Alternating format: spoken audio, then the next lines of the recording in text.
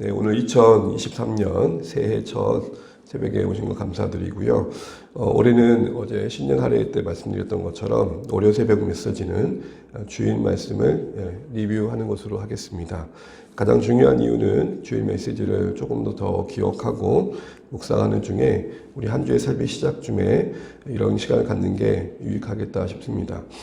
또한 말씀을 준비하는 그 분량 면에서도 제가 좀 더 집을 더는 것이 전체적인 사역에 조금 더 유익이 될 것 같아서 우리 2023년에 한해서 우선 월요 메시지는 주일 말씀을 복습해 가는 것으로 오늘부터 시작하겠습니다.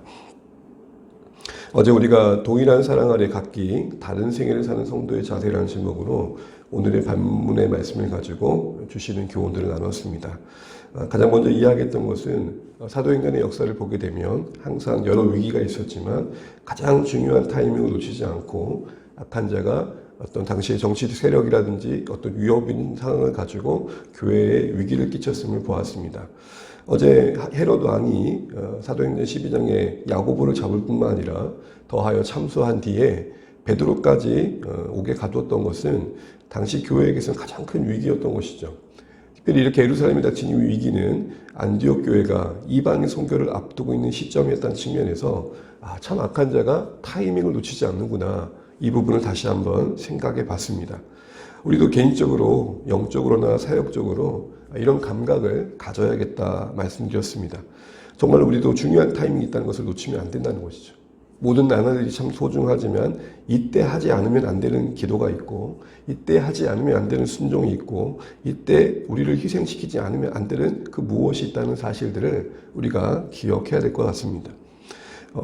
또한 두 번째로는 이런 복음이 이렇게 위협을 당한 사정을 보면서 복음을 위해 부름받은 우리의 생애가 참 녹록치 않다는 것, 순탄한 길이 아님을 기억해야 된다는 것이죠.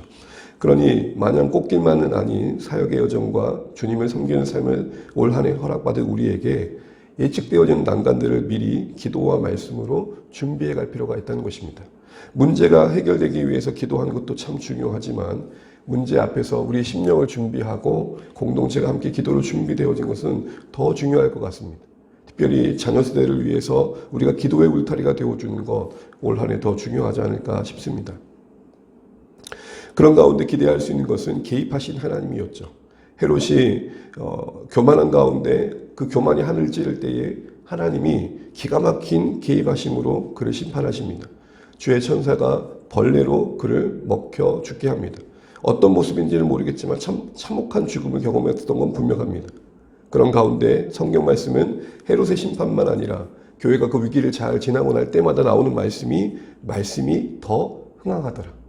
분명 위기였는데 잘 지나고 나니 더한 은혜가 있더라는 것입니다. 이건 우리의 개인적인 삶이나 우리 공동체적으로 분명 하나님께서 주시는 소망들이라 생각합니다. 우리가 올 한 해 더 잘 지나감으로 주 안의 교회 더한 은혜를 기대해 보시기를 주의 이름으로 축복합니다. 그러면서 우리가 이 문제를 보면서 핵심적인 질문을 하나 던졌습니다. 왜 야고보는 죽게 하시고 베드로는 기적처럼 건지셨는가? 이 두 가지의 다른 사건 속에 우리는 어떻게 이 사건을 이해해야 되는가라는 거였습니다. 그것은 우리의 이해와 바램을 넘어서 정말 각기 다른 인생의 여정 속에 개입하시는, 간섭하시는 하나님의 각각의 계획에 다름이 있었음을 보았죠. 그럼에도 불구하고 우리는 그 자신이, 우리 스스로가 그것을 온전히 수용하지 못하고 반문하게 됩니다. 사실 우리의 현실이 그런 질문들이 많지 않습니까? 어떤 대조 속에서 가만히 보게 되면 신앙을 더 신실하게 살아가고 있는 분들과 그렇지 않는 분들 사이에 나오는 삶에서의 여러 차이들은 더 우리를 그렇게 곤혹스러운 질문으로 던집니다. 왜 그렇게 진심을 다하는 신앙의 현실에는 하나님이 좀 더 관심을 갖지 않는 것 같고 하나님과 전혀 거리가 먼 인생들 속에 더한 복을 주시는가? 이런 갈등 속에 우리도 많이 괴롭죠. 당사자인 자신들도 자신을 탓합니다.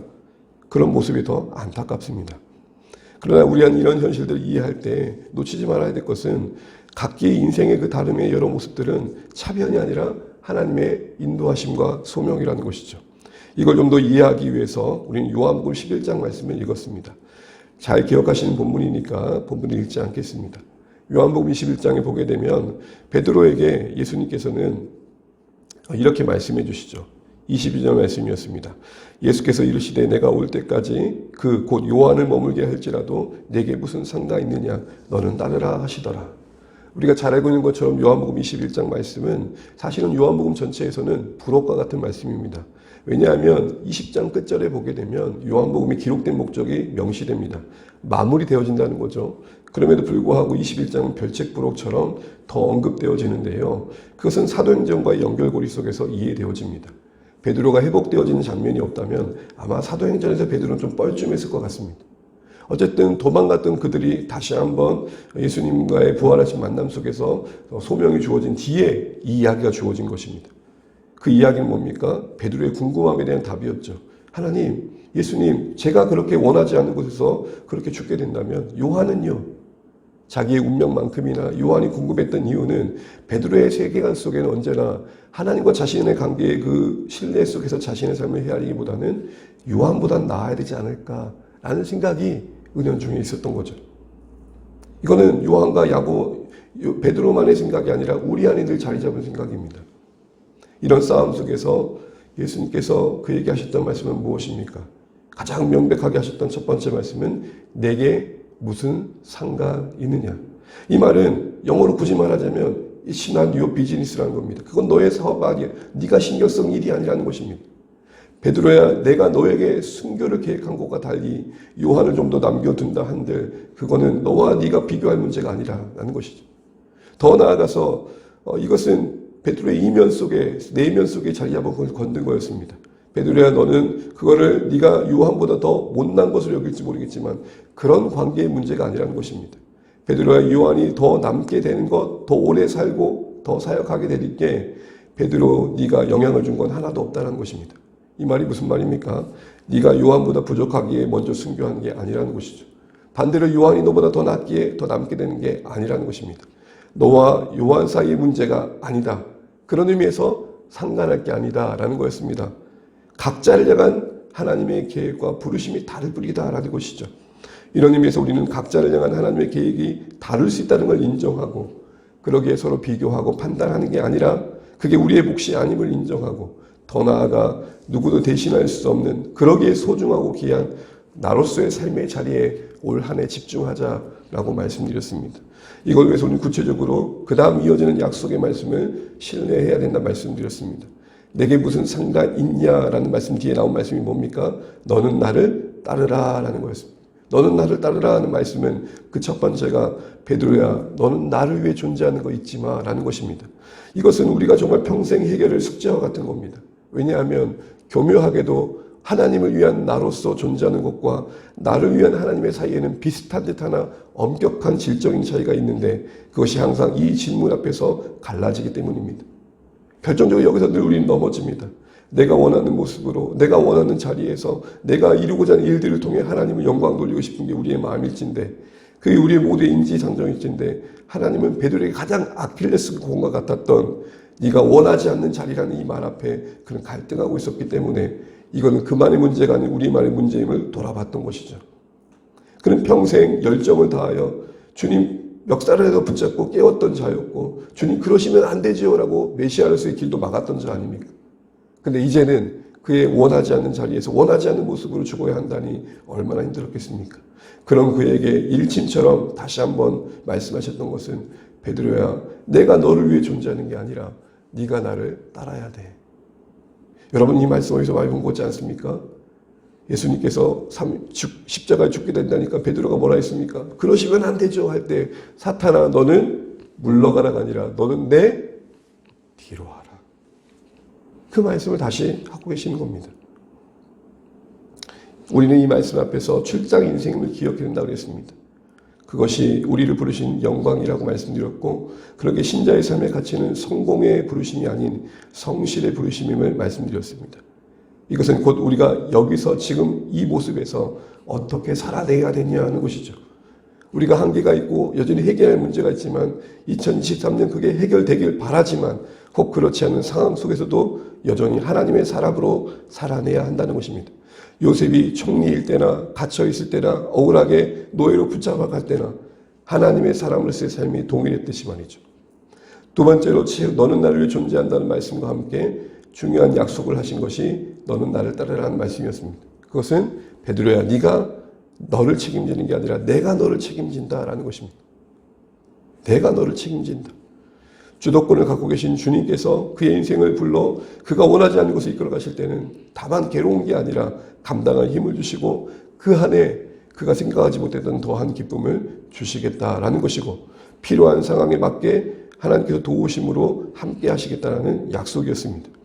그러니 우리가 아는 것보다 우리를 더 잘 아신 하나님 안에서 우리의 행복을 맡기고 하나님의 선하심을 따라가는 것, 우리에 맞게 우리를 이끌어 가시는 주님을 신뢰하는 것, 이게 우리의 2023년을 바라보는 마음 자세해야 됨을 말씀드렸습니다. 그러면서 우리가 이렇게 결론을 내렸습니다. 다 알고 가는 인생길 아니지만 믿음으로 갑시다. 우리가 이 말씀 붙잡고 올 한 해도 하나님 나라의 큰 그림의 한 조각을 신실하게 채워가는 우리 각자와 공동체 되었으면 좋겠습니다. 아마 주안의 교회가 채워야 할 조각이 있을 겁니다. 그 조각을 찾고 같이 채워가면 좋겠고, 이전에 우리 각자가 채워야 할 조각들을 잘 채워가시면 좋겠습니다. 우리에게 주어진 오늘의 역할이 보잘것없어 보이기도 하고, 내가 그런 상황 속에서 버틴다는 게 별 의미 없어 보일지 모르지만, 다시 말해 어떻게 내가 하는 일이 하나님 나라에 참여하고 쓰여지는지를 우리가 잘 알지 못하지만, 지나고 보면 이래서 우리에게 이런 일을 맡기셨구나, 이래서 우리에게 이 일들을 하게 하셨구나, 이걸 버티게 하셨구나 라는 것들을 깨닫게 될 것입니다. 이걸 신뢰하면서 책임져 주시는 하나님 약속 붙잡고 올 한 해 우리의 삶의 자리를 믿음으로 잘 감당해가는 주 안의 모든 가족들 되시기를 주님의 이름으로 축복합니다. 오늘 주님 말씀 기억하시면서 너는 네가 무슨 상관이냐, 너는 나를 따르라, 이 말씀이 베드로만이 아니라 올 한 해 우리에게 주신 새해 첫걸음임을 기억하시고 이 말씀에 순종하시고 기도 가운데 은혜 구하시는 오늘 이 새벽 되시고 그렇게 살기를 다짐하시는 오늘 우리 모든 주 안의 가족 되시기를 바랍니다. 찬양하시겠습니다. 찬송가 484장 내 맘의 주여 소망 되소서 찬양하시겠습니다. 484장 찬양 드리고 기도하시겠습니다.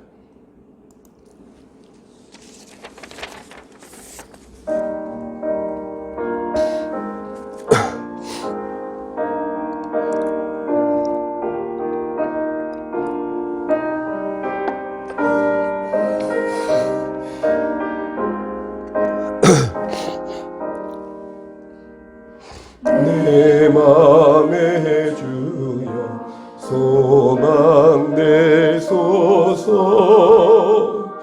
주 없이 모든 헛되어라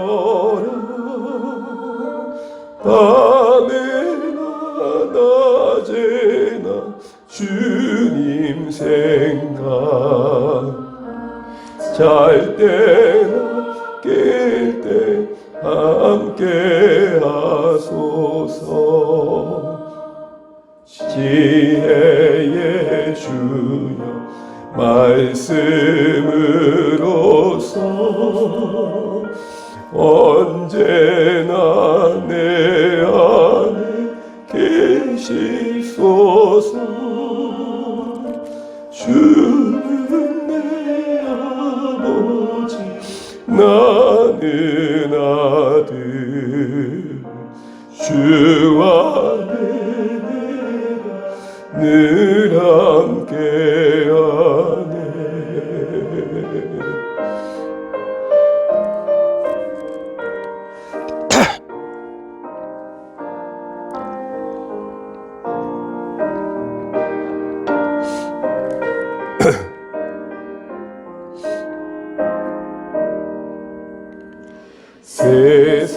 세상의 영광 나 안 보여도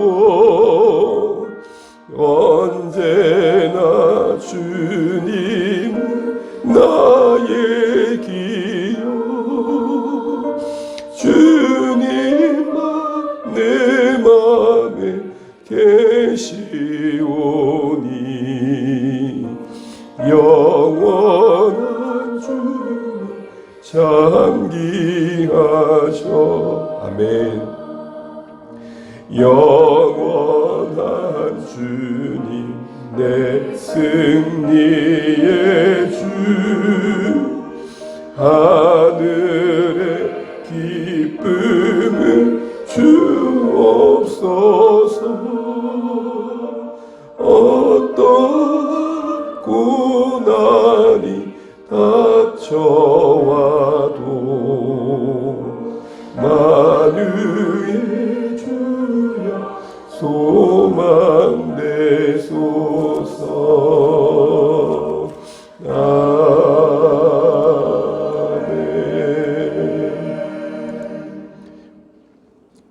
오늘도 허락하신 날 감사하면서 우리 주신 말씀 붙들고 주를 또 기도를 시작하겠습니다. 오늘 동일한 사랑 아래 각기 다른 생애로 부름한 우리 삶의 말씀을 다시 한번 리뷰했습니다. 내게 무슨 상관이 있냐 너는 나를 따르라는 베드로에 향한 말씀이 오늘 우리에게도 들려져서 우리가 우리에게 허락하신 삶의 자리 또 우리를 향한 계획하심을 신뢰하면서 책임져 주시는 하나님의 이끄심을 올 한 해도 경험해 가길 소원합니다. 하나님 정말 우리가 하나님과의 관계를 잘 지켜가게 하시고 어떠한 고난이 와도 잘 이겨낼 수 있는 한 해 되게 해달라고 기도하시고 오히려 그 기난을 지남으로 더한 복을 주실 것을 바라보기 원합니다. 우리 인생에 우리 교회에 말씀이 흥하게 하여 주시옵소서. 우리를 부르신 자리가 어떠하든 그곳에서도 하나님을 동일하게 사랑하고 섬길 수 있는 우리 주 안의 모든 가족 되게 하시되 특별히 한 시간 기도해 주실 것은 우리 주 안의 모든 가족들이 그래도 2023년 주님 우리를 긍휼히 여기시사 극복되는 한계들이 더 많아지게 해달라고 기도하시면 좋겠습니다. 삶의 지평을 넓혀주시고 신앙의 지평을 넓혀 주옵소서. 23년의 첫 걸음을 우리가 함께 걸을 때 말씀 안에도 하나 되게 하시고 한 소망 가운데 가기 원합니다.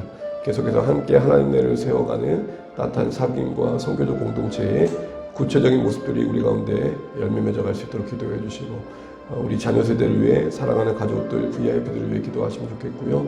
우리 주일에 오셨던 방문자들 그래도 교회 오셔서 좀 따뜻한 마음 가지고 가셨다 해서 감사했습니다. 2023년 정말로 교회에 하나님께 덮어내신 요건들 우리가 잘 감당하게 해달라고 함께도 기도하시면 좋겠습니다. 각자에도 기도 제목 가지시고 올 한 해도 각자의 소원함을 또 하나님께 맡기시고 또 시작하시는 오늘 한 되시길 바랍니다. 같이 기도하시겠습니다. 하나님 감사합니다. 오늘도 허락하신 한 날에 우리가 기도로 시작합니다. 주신 말씀 기억하며 또 한 주간 살아내길 소원합니다. 주인의 말씀이 우리 공동체도 하나로 묶게 도와주시고 매주 월요일마다 이렇게 함께 말씀을 나누는 기회가 우리에게 말씀을 다시 한번 상기하며 묵상하고 기억하는 가운데 순종의 걸음을 걷는데 도움이 될 수 있도록 도와주십시오. 우리를 유익하게 하시는 하나님, 우리에게 복을 주시는 하나님, 사랑하는 하나님, 네가 뭔 상관이 있느냐, 너는 나를 따르라 라고 말씀하신 주님의 음성 앞에 우리가 겸손히 순종하게 도와주십시오. 오늘 우리가 감당할 짐이 있어 하나님께 맡깁니다. 기도로서 주님 힘주시고 우리가 기도 가운데 준비해 갈 수 있도록 역사하여 주시옵소서. 하나님 교환의 가족들을 붙들어 주시고 오늘 한 달도 승리의 여정으로 이끄시되 하나님 2023년 하늘복 누리게 하시되 정말 우리 극복해가는 한계도 많아지게 하여 주십시오. 이겨낼 수 있는 것들이 많아지게 도와주십시오. 그러나 그렇지 못한 상황 중에도 하나님의 사람으로서의 삶을 누려놓지 않게 도와주시고 그럴수록 더 기도하고 말씀 보고 예배하며 고난의 시간들을 넉넉히 지날 수 있는 우리 여정이 되게 도와주십시오. 경제적으로 관계적으로 마음으로 하나님 정말 자녀의 문제 속에서 하나님의 일하심을 보게 도와주시고 주님의 이끄심을 경험할 수 있도록 도와주시며 올해는 질병 속에 고통 속에 있는 사랑하는 성도님들을 건져 주시옵소서. 하나님 긍휼을 베풀어 주시옵소서. 우리 모두가 더 말씀 안에 하나 되게 하시고 23년 오직 주님만 더 바라보게 하셔서 너는 나를 따르라에 순종하는 공동체 되게 하여 주십시오. 하나님 우리가 품은 선교지와 또 하나님 아버지 VIP들과 사랑하는 가족들이 주님 품으로 돌아오게 하시고 또 견실해지게 하시고 복음의 선한 열매를 더 풍성하게 맺는 올 한 해가 될 수 있도록 우리 모두를 불쌍히 여겨 주시옵소서. 하나님 도와주시옵소서.